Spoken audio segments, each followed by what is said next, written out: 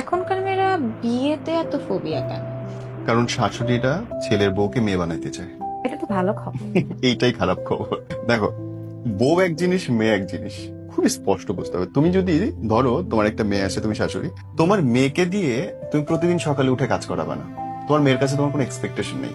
মহারানী 10টার সময় উঠবে, 12টার সময় উঠবে, উঠে খাবার টেবিলে পাবে, ঠিকঠাক খেয়ে নেবে। তুমি যখন একটা অন্য বাড়ির মেয়েকে নিজের ছেলের বউ করে এনে মেয়ের মর্যাদা দিবা, তুমি তার কাছে এক্সপেকটেশন রাখতে পারবে না যে আমার বউ কিছু করলো কি করলো না। সে করবে কি, তাকে বলবে তুই তো আমার মেয়ে, আবার একটু পরে বলবে রান্নাও হয় নাই।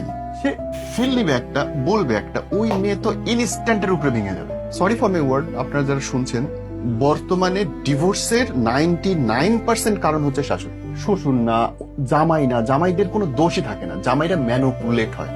আমার আদরের বাচ্চা বাবু, ওই বাবুকে মা যেভাবে বুঝাবে বাবু সেভাবেই বুঝবে, এইটাই নিয়ম। এবং এই বাবুদের কারণে, মানে বাবুদের মাদের বোঝানোর কারণে এখনকার মেয়েরা ডিভোর্স দিচ্ছে, থাকতে পারতেছে না। পৃথিবীতে আল্লাহ সবচেয়ে মায়াবতী বানাইছে মা, আর সবচেয়ে কুটনামি বানাইছে আমাদের শাশুড়ি। সবাইকে একরকম। হয়তো কোথাও ভালো আছে দুনিয়ার, আমি জানি না।